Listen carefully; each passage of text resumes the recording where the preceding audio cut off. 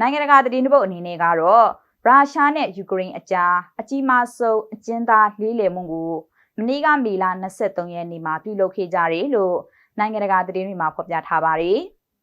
။အခုလေးလေတာကိုယူကရိန်းဘီလာရုစ်နေဆက်မှာပြုလုပ်ခဲ့တာဖြစ်ပြီးတစ်ဖက်နဲ့တစ်ဖက်စစ်သားအယောက်280နဲ့အရက်သားအယောက်120စုစုပေါင်းအယောက်390စီလွှဲပြောင်းပေးအပ်ခဲ့တာလို့သိရပါတယ်။